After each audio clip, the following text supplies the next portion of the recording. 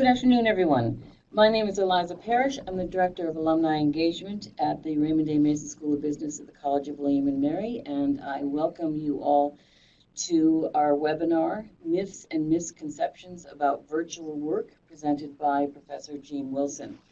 As you all know, those of you who've attended these before, they are presented to you as part of our commitment to provide you with lifelong learning. And with that, I would like to introduce Professor Wilson. She received her PhD in Organizational Behavior and Theory from Carnegie Mellon University, which means she has the best doctoral robe ever. Her research focuses on new organizational forms, particularly distributed work groups. She just finished a year-long longitudinal study of the development of trust, cooperation, and performance in co-located and distributed teams in a multinational bank. She is also involved in ongoing studies of knowledge transfer in teams and cross-organizational boundaries, attributions and performances in international project teams, and the development of shared mental models in software development teams. This work is supported by grants from Citigroup, Behavioral Science Research Council, the Carnegie Bosch Institute, and the National Science Foundation. Prior to returning to pursue a PhD, Professor Wilson spent 13 years in consulting, including a stint as Vice President for Organizational Change Consulting. Her clients included Saturn, Unisys, Subaru, Isuzu, Becton Dickinson, International Paper, and Gencor. During that time, Professor Wilson published 4 books for practicing managers, 2 of which were business bestsellers. Her areas of expertise include the effects of distance on work relationships, virtual organizations, and shared mental models in teams. As a reminder, if you have any questions for Professor Wilson as we go into the webinar, please type them into the chat, and I will share your questions with her as they come in. And with that, I hand it to Professor Wilson. Thanks, Eliza. I really appreciate it. And thank you to our far-flung tribe alumni out there who are here spending their lunch hour talking about virtual teams with us. I really, really appreciate it. And I assume you're here today at a college-based webinar because you're interested in the facts about and the science about virtual teams. I do, as much as possible, try to practice evidence-based management. It's sort of like evidence-based medicine. So just as we know from evidence-based medicine that buying over-the-counter cough medicine for your children is about as effective as putting leeches on them. It's a highly prevalent practice, but it does absolutely no good. We know that for sure. There, in virtual teams, are comparably ineffective practices that are hugely prevalent, and that's the subject that I'd like to address today. So what are we doing that really makes no sense at all? What are some of the myths and misconceptions about virtual teams that are really counterproductive? So that's what I'll be concentrating on. So I've tentatively organized the talk around those myths today because, as Will Rogers pointed out, it's often these cherished notions that we hang on to that are really not true that tend to trip us up. So that will form the basis of the talk today. And I hope it will be interesting and useful to you because, let's face it, we're not working in your father's organization anymore. There's widespread use of virtual teams in organizations, particularly large organizations. Most people report that they're working on virtual teams. Karen, I think, is going to launch a survey question about what your own practices are this morning and how many of you are on virtual teams. We'll try to keep track of that this morning. So, 10, 15 years ago, it was primarily software development organizations that were organized in virtual teams, but virtual teams have now pretty much jumped the shark, and even accountants are organized in virtual teams these days. There are accounting firms that have e-teams doing e-audits, so they're not actually physically co-located with their clients, and they're working from a variety of locations. So when the accountants are doing it, then you know it's pretty prevalent. And it looks like, as I'm watching our survey results come in, it looks like the bulk of you are participating in virtual teams as well. So my intent this morning is to talk about the most common misconceptions about virtual teams, the reality and the evidence about virtual teams, and then we'll talk about what to do about all of that if you are on a virtual team, if you are leading a virtual team, and if you are in a position to influence what goes on in your organization with regard to virtual teams. So we'll address it from each of those three perspectives. Great. So it looks like most of the audience this morning is currently participating in virtual teams. I'll look forward maybe to hearing some of your questions and your perspectives about how your virtual team experience is going. Great. So how about if we start at the top with the biggest whopper of all? We'll go right for it. So there is a widespread belief that face-to-face meetings are necessary to build trust and reduce conflict in virtual teams. And there's a corollary that goes with that, which is, okay, even if we're going to work virtually, we have to start these teams face-to-face. That's absolutely necessary in order to get some baseline of trust. And so as a result of this belief, we've got companies who are flying their managers and employees all around the United States and the world just so that they can sit across the conference table from their fellow team members, all in an effort to build trust in these teams. So I think that's a pretty prevalent belief.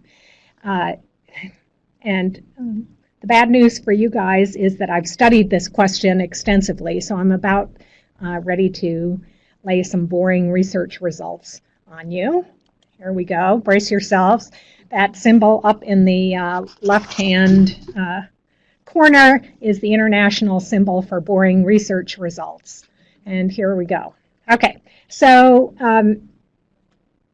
I think some of you who know me know that I came from a consulting background, and I specifically went back to graduate school because while there was a lot of research evidence to inform our practice about how to make traditional teams more effective, there at the time wasn't a lot of information about how to make virtual teams more effective. And the big concern that a lot of people had with virtual teams was, how do you get people to trust each other when they can't see each other?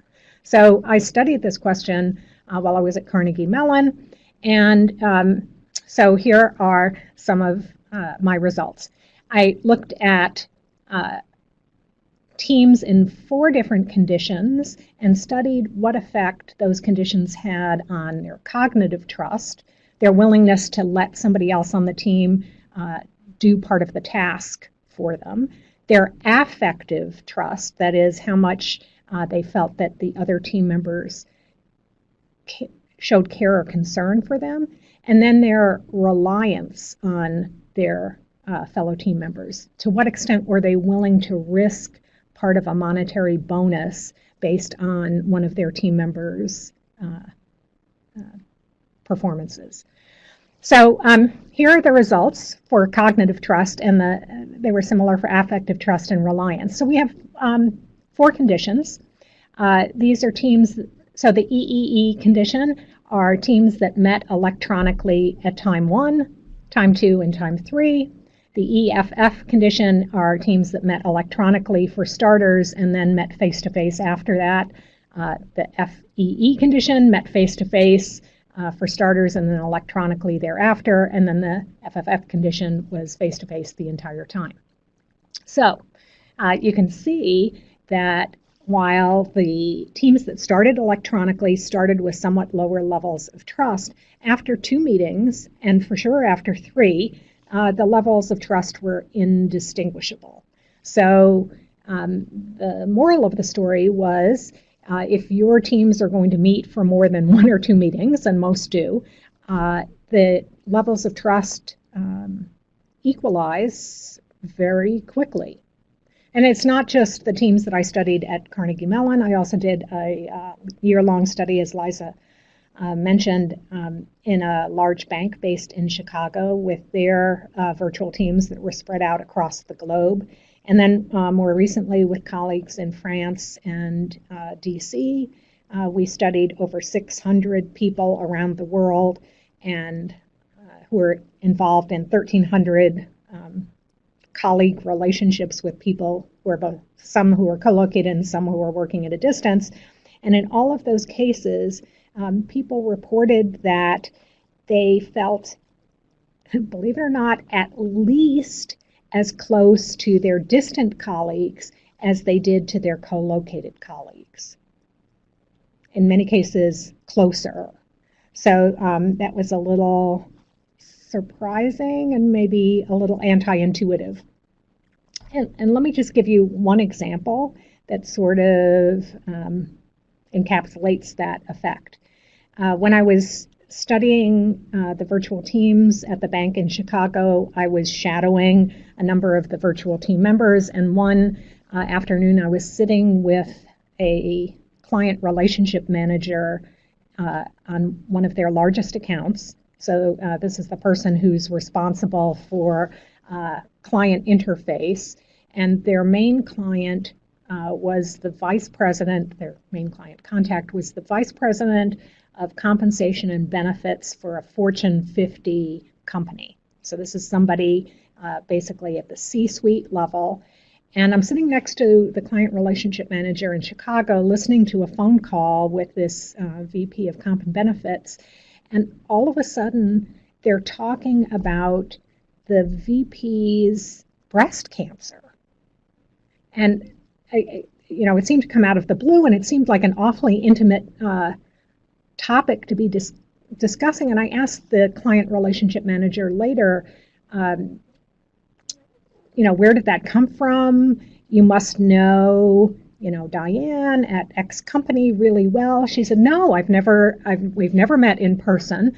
How it came up was one day, one of our deliverables was late, and I happened to mention that my sister was being tested for breast cancer. The VP at this huge company said, oh my gosh, I have breast cancer myself.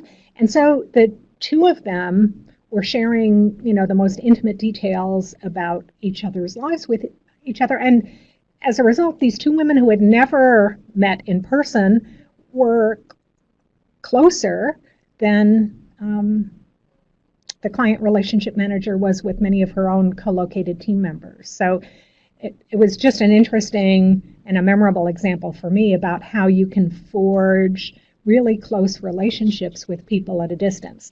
And what we'll talk about a little bit later is that there is definitely a skill associated with this, and some people are better at it than others, and it's developable. So we'll talk about it for those of you that are responsible for managing teams. Eliza's giving me a heads up here. Before we go on to the next slide, we have a question from Shaquita Allen. Hello, Shaquita.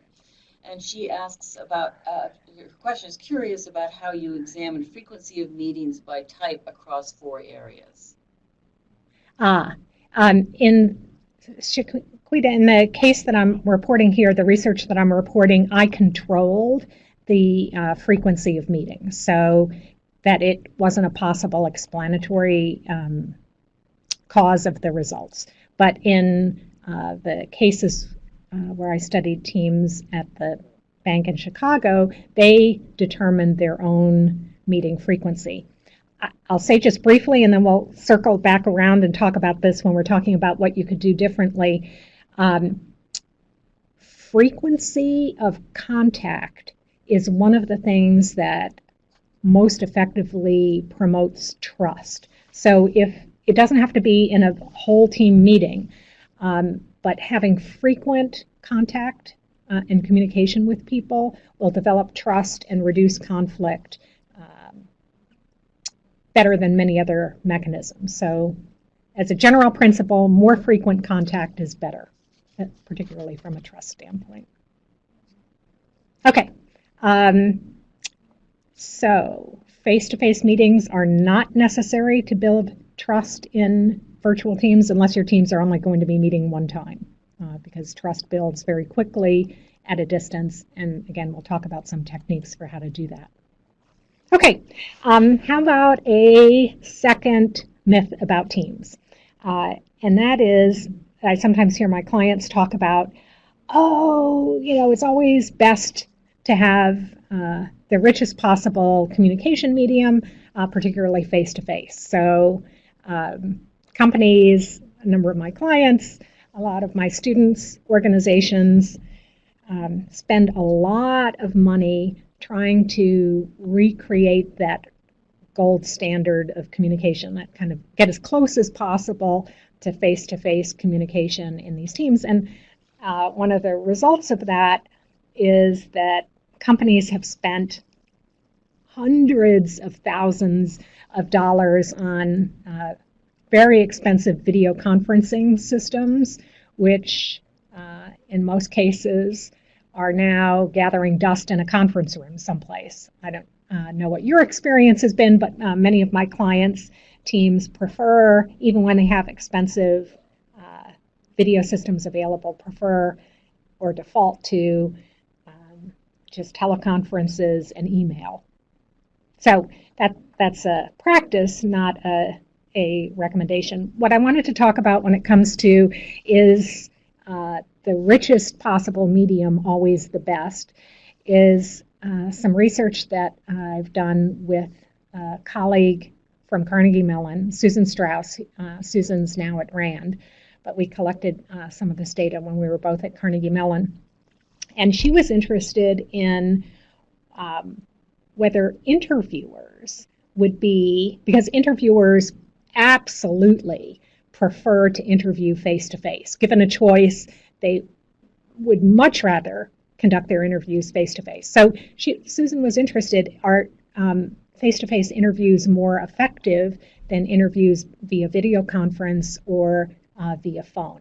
So she asked real interviewers who were interviewing Carnegie Mellon MBAs for real jobs to do it face-to-face, video conference, or by phone. She asked the interviewers then to predict the applicant's personality profile.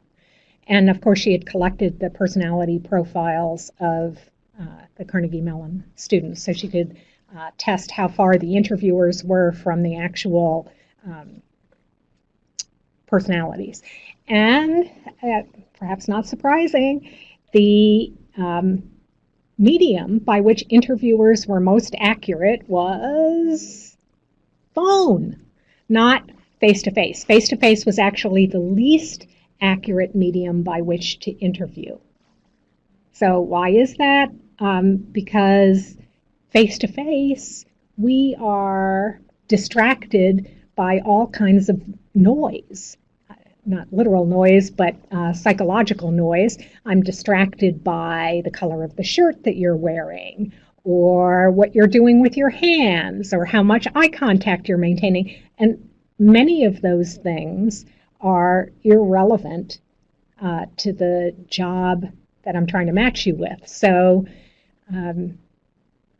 in a phone interview, all of those, or many of those irrelevant factors are screened out, and the interviewer has to focus on just what the applicant is saying, which is the best predictor of how they'll actually do on the job. So it turns out that phone interviews are way more accurate than face-to-face interviews, but of course people, just like with virtual teams, people prefer face-to-face, even though it's not necessarily the most effective or functional medium for the task that they're engaged in.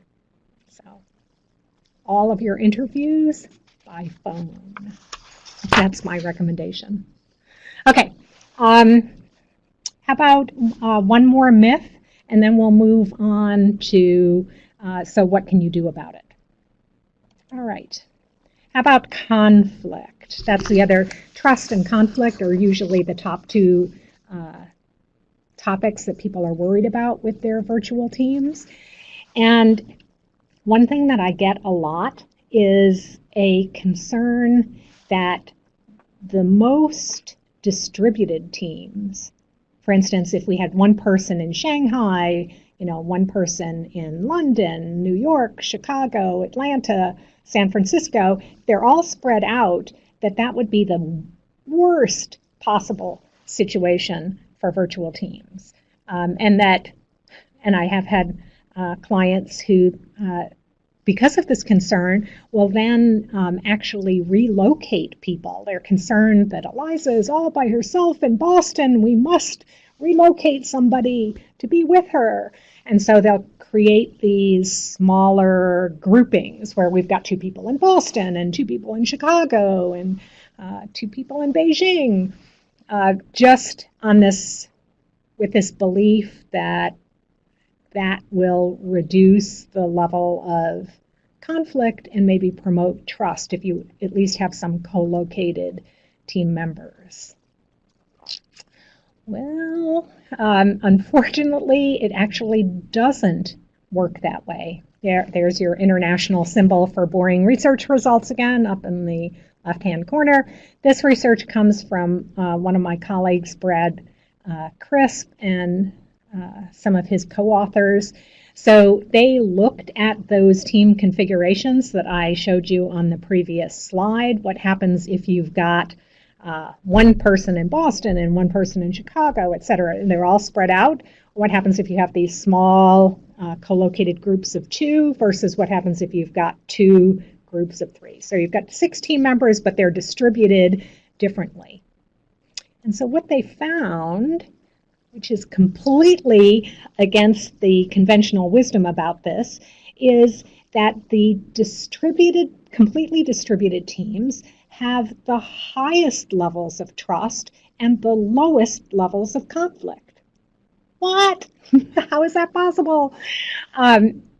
So what they discovered was that when you co-locate people in Boston with Eliza, what you do is you create some dysfunctional subgroup dynamics. So in the teams that I studied at the bank based in Chicago, all of their benefits consultants were located in Atlanta, and their risk analysts were located in Chicago. So when you combined those functions into a single team, for instance, that serviced Dow Chemical, and you had 2 benefits consultants on the team from Atlanta and 2 risk analysts on the team from Chicago, what you got was what are called fault lines. So the combination of being located in the same spot in Atlanta and sharing a functional background created an us versus them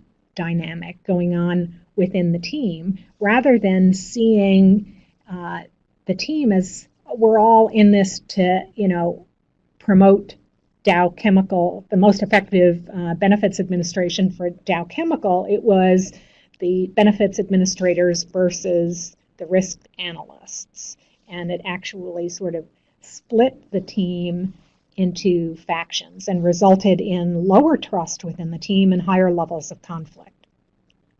So ironically, and I think anti-intuitively, you'll get the highest levels of trust and the lowest levels of conflict if your team is completely distributed. If you've accidentally designed a team, and sometimes this is inescapable, where some members are co-located, particularly if they share a functional background, you're going to set up the potential for more dysfunctional dynamics. So that's something to be careful about when you're designing these teams. Okay, I think those were all the big myths that I was going to cover. Can we move on to talk about the so what? So given that, what would you do? What can we do about it? And maybe Karen, while we're making this transition, can you launch survey question 3 and 4? Let's find out for our participants this morning how many are leading virtual teams and how many are in a position to influence their organization's setup of virtual teams. And maybe those two categories overlap a little bit. Okay, great. It looks like a lot of you are, a number of you are leading teams, and many of you have some responsibility for setting them up. I'll keep an eye on those numbers as we're, okay, great, as we're talking about this, so what can you do about it? Okay, for starters, let's focus on the so what can you do about it if you're a member of a virtual team, since almost our entire audience this morning fits in that category. So if you are participating in a virtual team right now, or likely to in the near future, here's my best advice. Number one, you have to take some responsibility for counteracting the forces of de-individuation. So at a distance, when you're working with people at a distance or interacting with people at a distance, one of the biggest threats or concerns is that you don't see your distant partners or the distant participants as really fully human. So, right, we've all observed this online, on the interweb these days. We've observed just the most vile comments that are made, the trolling that occurs. Why does that happen? Why do people at a distance, particularly when they're anonymous, that's where it really occurs, but at a distance, why do people say things that they would never say if the person was standing right in front of them? Why that happens is because distance causes this phenomenon called de-individuation. You're sending the message out into the ether. You're not actually sending it to a fully human Eliza out there. You're not thinking of her as a human recipient of your remark. So if you're on a virtual team and you know that this phenomenon of de-individuation is likely, what can you do about it? Don't just relax into it.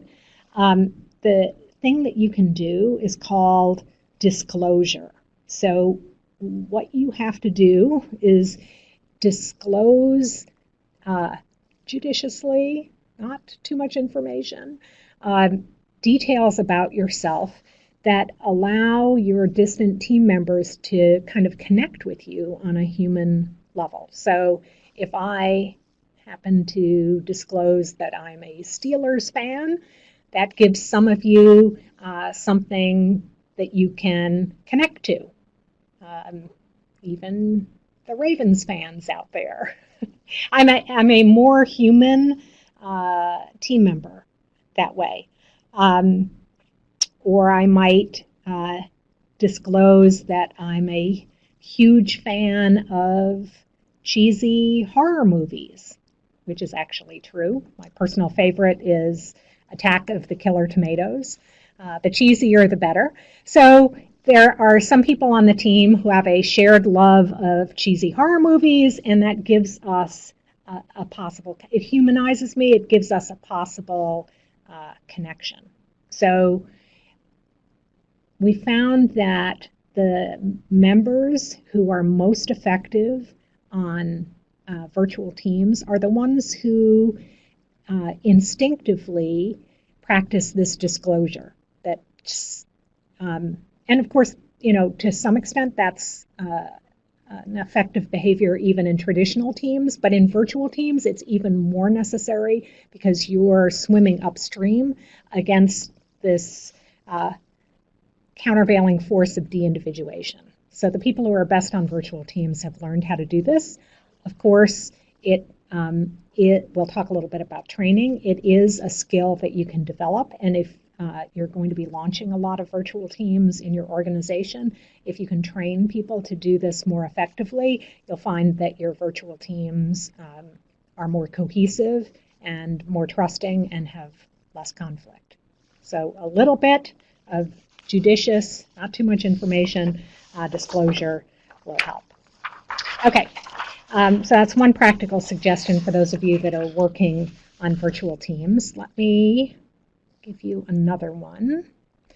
And this is also to counteract another possibly negative force on virtual teams, and that's a tendency to attribute problems at a distance to the person rather than the situation. So some of you who remember your psych classes may recognize this as the fundamental attribution error. It's a cognitive bias that all of us have in all kinds of circumstances, but in virtual teams, it's like on steroids. So it's times 10. This bias is super pronounced. And so on virtual teams, there are things that you can do to counteract this. I'll just give you a quick example from my experience at William and Mary. So because I'm interested in virtual teams and I teach a class on teams, one of the exercises that undergraduates in my teams class do is they are assigned to work with students at Georgetown University on a virtual team to create a rapid response memo for their boss. The assignment is sort of irrelevant. The fact that they're working with team members at Georgetown who they've never met, and they have to they submit a single product with their Georgetown team members. Their grade is dependent on how effectively they work with them, blah, blah, blah. So we've done this for a couple of years now with one of my colleagues up in Georgetown, and just the assignment comes up at about this time in the semester every year. The William and Mary students complained bitterly that their Georgetown team members were slackers, they weren't getting back to them. I had one student in class this week say, I don't know what is wrong with Omar. He is clearly, they used a worse term for idiot. And so the William and Mary students were making all these personal attributions about the Georgetown team members because the Georgetown team members weren't getting back to them quickly. Well, it turns out that because it's Georgetown and this is Easter week, the Georgetown team members left town for Easter celebrations. That's not part of the local context here at William and Mary, but the Georgetown team members didn't communicate that very effectively. So when that happened, the William and Mary students were surprised. Okay, I'm not hearing from Omar anymore. And rather than saying, what could possibly be going on in Omar's environment that would be causing him to suddenly not respond to me, they immediately started making personal attributions that Omar didn't care about this project and he was a slacker. And it's that kind of negative personal attribution that is a big risk in virtual teams because why? Because the William and Mary students weren't familiar with the local context at Georgetown. And we're talking about two premier universities in the U.S. They're what, a couple hundred miles apart on the East Coast. I mean, how much more similar could you get? Can you imagine what's going to happen on a virtual team, global virtual team, where somebody in Dubai is not responding? Well, your information about their local context is going to be, let's just say, impoverished. You're not going to know a lot about what's going on with them. So, I'm sorry, I'm on a big rant here. To counteract this force of negative attributions on a virtual team, you have to communicate what's going on in your local context to your team members because they can't see it. They don't have all those situational cues. If somebody walks into my office here at William & Mary, we're co-located, they can see. Some of you know my office looks like this all the time anyway. They'll see, giant stacks of paper, grading that hasn't been done, stuff is piling up on the floor, and they can infer that I'm busy. All of those local context cues are missing at a distance. So you have to take what is implicit in a traditional team and actually, I know this is shocking, but actually make it explicit. You have to verbalize what's going on in your local context so that people, if there's a problem, understand your local conditions and don't mistakenly attribute it to the fact that you're an idiot. So that requires, again, some people do this naturally, but for many others, that requires a little bit of training. Okay, 2 practical tips. I think I have one more. Okay, so just like there's a universal antidote for snake bites, there is a universal antidote for team problems, and that is structure. So you guys know this, right? So ineffective teams are often, they often go in circles, or they don't attend to each other's ideas because their team meetings are unstructured. There's no agenda, there's no process, nobody is facilitating. So all of those things are necessary to make teams effective traditionally, when we're all sitting in the same room, co-located, interacting synchronously. When you're doing this virtually, that stuff needs to be much more planned and much more explicit. And of all the structure that's important, I'll give you maybe one rule. This surprised me a little bit. There was some recent research that came out from the University of Michigan, which showed that we respond faster electronically. We return texts, emails. The more I like you, the faster I'll respond. So that's true. And people, I think, intuitively have observed this, but they've reverse engineered that relationship. So what happens is, if you don't respond to me quickly, I infer that you don't like me or you don't respect me. Karen's looking at me funny. I probably didn't return her email fast enough yesterday. So we're talking about structure, fixing problems in virtual teams. One of the biggest problems in virtual teams is responsiveness and norms for responsiveness. So norms are a kind of structure. One of the things that I would really encourage would be, if you're on a virtual team or you lead a virtual team, developing norms for how quickly we'll get back to each other is really important, because otherwise your team members will start making inferences about how much you like them, when again, your lack of responsiveness may be due to something in your local context. But if we have a shared agreement about when we'll respond or how quickly you can expect a response, that'll head off a lot of problems on virtual teams. Okay, those are my 3 tips for what to do if you're a member of virtual teams. Can we move on to some things that you would do if you're leading a virtual team or you have some responsibility in your organization for setting up virtual teams?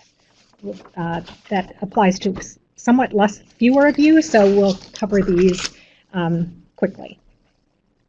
Okay, so if you're leading a team or you're setting up virtual teams in your organization, what can you do? Number 1, it turns out that just like Orwell said in Animal Farm, some animals are worth more than others. Some personality traits are worth more than others in virtual teams, and it turns out the personality trait that's most predictive of success in virtual teams is openness to experience. It's one of the big 5 personality characteristics many of you probably know. And this is perhaps not surprising, right? So people who are open, have high openness scores, are open-minded, they're curious, they suspend judgment. And so if you are particularly, let's say if you're working on a virtual team, a global virtual team, you're working with people of different cultures, we could all imagine why openness would come in handy. I'll mention just one example from a virtual team that was composed of software developers that I worked with for a while. This was a case where, despite our advice, they were insistent on co-locate. They had software developers in India and a large group in California, and they insisted on, at least temporarily, relocating some of the Indian engineers to California. And what happened when they did that? This sounds like shades of middle school girls in a cafeteria. All of the Indian software developers sat in the lunchroom in California at a table by themselves, and the California developers were at another table, and there was practically no interaction, except and until one of the California developers, who happened to be high in openness, was interested in learning more about the Indian culture, and so he went over to sit with the Indian engineers and invited Indian engineers to sit with him, and he served as a bridge. His high openness caused interest and asking questions, and eventually inviting the Indian developers in to conversations, and he was most instrumental in creating a bridge within that virtual team. So if you have a choice and you're specifically selecting members for virtual teams, look, and you can easily measure this, look for people who are high in openness. Okay. If you have some responsibility for virtual teams, provide training. If you were going to create a team and send somebody, for instance, to France or to Morocco or to some other location, you wouldn't just say, here's a baguette, go have fun. You would provide some orientation, right? But here we are combining people from around the world with, absolutely no preparation, orientation, or training. Only a third of the companies who have virtual teams report providing any training for them. So you can easily develop people's skills in disclosure and providing local context and understanding the importance of responsiveness. And then, of course, if you're creating global teams, giving them some information about the cultures that they're going to be interacting with will be helpful. So they're not surprised when everybody is not behaving like their fellow Americans, or they wouldn't expect that, at least. Okay. Last suggestion, I said I would do this faster, is if you're responsible for a virtual team or for many virtual teams, one of the most helpful things is creating a shared identity for your virtual team. So we talked about the situation where we have 2 benefits consultants located in Atlanta and 2 members of the same team who are risk analysts who are in Chicago, and then we've got a fault line going between right down the middle of our virtual team. What can we do about that? Well, one thing you can do to counteract that is create a common team identity. I think if I can resurrect another finding from your long ago psych classes, we know that in nominal groups back in the 60s, they ran experiments where people randomly were scheduled for experiments, and they came in the door, and you either got a red card or a blue card. That was random. Pretty soon, all the people with red cards were standing in one corner of the room. All the people with blue cards were standing in the other. Within 5 minutes, they were trash talking about the other team. Can you believe what those blues are doing? And, that's just the result of getting a random color card. Creating an identity causes people to feel a sense of cohesion. And one way to do that is to invoke it's a cheap trick. I hesitate to mention it, but it works, is to create a common enemy. So in the banking teams that I studied, I won't mention the name of the organization, but their main competitor was State Street. So if the risk analysts and the benefits consultants were in conflict, if you invoked State Street, the evil empire, suddenly the differences between the risk analysts and the benefits consultants faded away in the presence of a shared enemy or a common team identity. If what you do as a leader is invoke a shared enemy to make the common team identity more salient, it's a cheap trick, but it works. And anything you can do to create a common team identity, a name, shared space on the net, anything like that will help. Okay, I think that was it for suggestions on what to do if you're in charge of virtual teams. Let me just summarize this. For those of you who may not subscribe to Glamour Magazine anymore, Glamour Magazine used to have Glamour Don'ts at the very end of the magazine. Things that you should never do, for instance, wear your fuzzy purse is definitely a Glamour Don't. Well, my version of, or your patchwork plaid miniskirt with your whatever. My version of organizational don'ts are, just to sum up, don't fly people around the country or around the world for unnecessary face-to-face meetings. It's really not necessary if what you're trying to promote is trust or reduce conflict. Some of the techniques that we've talked about today will do that a lot less expensively. And you can achieve the same or even higher levels of trust using those alternate means. And then if you're responsible for convening virtual teams, it's hard to talk about this when there are distracting pictures of miniskirts, isn't it? Don't design the team with built-in fault lines. So keep in mind that the teams with the highest levels of trust and the lowest levels of conflict were the ones that were completely distributed. Don't design teams that have all the engineers in Atlanta and all the marketing people in New York. That'll create fissures in your virtual teams and make it much harder to develop trust and reduce conflict across those lines. Okay, I think, oh my gosh, we've used up a lot of our time. Let me just mention that I love talking about fixing and studying virtual teams. I'm going to put in a plug. I will work for data.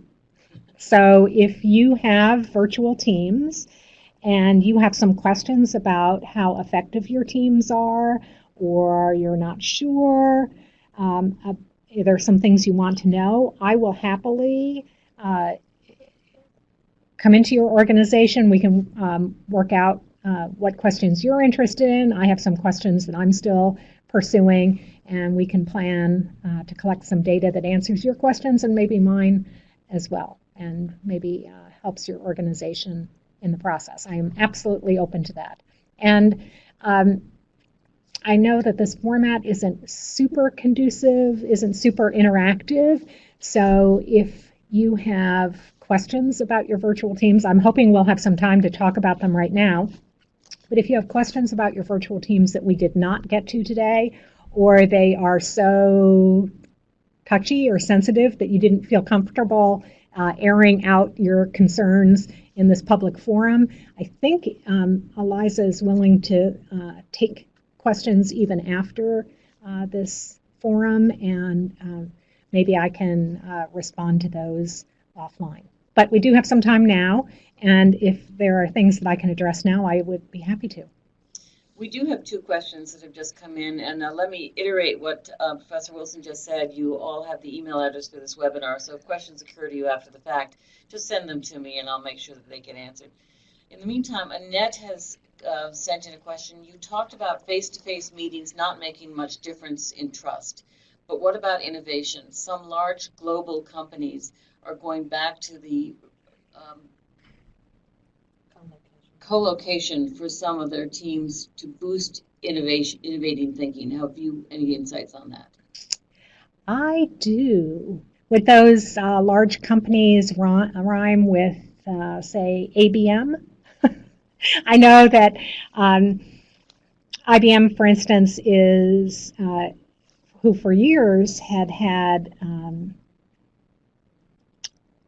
an initiative to encourage employees to work from home, has now recently said that they'd like to consolidate, have people working in the same space more often for the purposes of innovation and collaboration.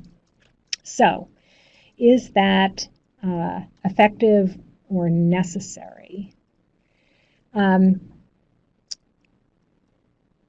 The answer is it sort of depends. So there are definitely some advantages in collaboration, speed of collaboration when you're co-located. So things, of course, when you're co-located can go faster, particularly innovation. But big picture thinking or thinking about things differently, actually there's some benefit to doing that at a distance. I don't want to get too technical, and we can, if you're very interested in this, we can definitely talk about it offline, but there is a theory called construal level theory, which says the farther you are from something, the more you see, and this may not surprise you, the forest for the trees. So this is also true for people. The farther you are from somebody, the farther I am from Eliza, the more I think big picture about something that we're working on together, as opposed to getting down in the weeds. So I would say for optimal innovation, you probably need a combination of specific thinking and big picture thinking. Know that working at a distance will tend to promote bigger picture thinking, and working co-located will promote more specific thinking. So you might be able to think about structuring a project in such a way maybe that you start with big picture thinking and then get more specific by bringing people together co-located. So those are my initial thoughts about distance and innovation. We also have a question from Larry Adams, and he is interested in your thoughts on the efficacy of letting people work from home 1 or 2 days a week, or telecommuting, I guess is what we call that, and both from the leader standpoint, but also from the team member standpoint. Okay, so I think there's quite a bit of research that shows that people appreciate that flexibility, so it will, at least theoretically, engender more loyalty if you give your employees the flexibility to work from home. So I don't do a ton of research on telecommuting personally, but there are some of my colleagues do quite a bit. And there's some evidence that says that working from home on a like 40 hours a week, if that's your permanent work situation, is difficult for both the employee and the supervisor. So there's a lot of research that supervisors have difficulty managing employees just based on results and not activity. So if the employee is working from home, all you see is their results. You can't really track their activity as effectively as you can if they're co-located. So that causes supervisors to feel sometimes uncomfortable with that relationship. All I see are Mike's results, not how he got those results. So that requires a higher level of trust and empowerment from my end as a supervisor. From Mike's end as an employee, employees express a lot of concern about losing visibility with the boss, out of sight, out of mind phenomenon. So if they're not, and different bosses have different levels of need for this, but for some bosses, if you're not right there, if you're not having FaceTime with the boss, there's some research that shows that you might lose opportunities, particularly promotion opportunities. Sometimes it has a negative impact on your promotability if you're spending too much time not working co-located with your boss. Again, I think personally, I think there are things that you could do as an employee and, of course, as a leader to ameliorate that problem. I'm just telling you, without intervention or without training, what is likely to happen. The boss may have trust issues. The employee may have visibility and opportunity issues. A couple of days a week, I don't expect that to be a problem. If it was a permanent arrangement, then it's a bigger problem. This isn't a question, more of a statement, but it kind of leads into what you were just saying from Paula. She works remotely for the past 20 years and has found the biggest success factor is her willingness to, what I imply from the question is to very consistently and steadily report in and communicate with her boss about the status of what she's doing, what she's planning on doing, when, and so on. So I think she communicates up significantly and consistently, and that seems to have helped her. Yay for you, Paula. You're doing instinctively what the research would suggest. I know some of you out there, I've talked to you about the importance of managing up, managing your boss in working at a distance. That requires even more thought. And Paula, it sounds like you're doing this particularly effectively. Remember, your boss's issues with you, if you're working remotely, are going to be one of trust. What the hell is Eliza doing? I can't see her. I'm feeling uncomfortable about this. Well, if Eliza is reporting what she's doing and maybe helping connect the dots for me, I did this and this was the result, and keeping me informed before I start feeling nervous about that, then I'm much more likely to have positive attributions about Eliza and be much more willing to promote her. We have Annette has come back with also seconding what Paula said, that she too has had the same long 15 years of working with a virtual team, and she too has found that a lot of communication has to happen, but not everyone is suited for virtual teamwork. So that's right. Which is not surprising. We are at 12:58, so I don't see anyone is typing in questions, but something less. Thanks for doing the work to make such what I've experienced. I'm sorry, I'm not reading that very well. Thank you for doing the work to make much of what I've experienced in distributed team explicit. Appreciate your sharing it. So that is a direct to you, Professor. Again, if you have more questions that you would like asked, obviously Professor Wilson's email address is right there. That was a shameful plug for research and data. So please take advantage of that. And at this point, with 1 minute to go, I'm going to say thank you. Okay. Thank you for the thought and time and effort you put into this. I know it is not just something that is pulled together quickly, so I am very grateful.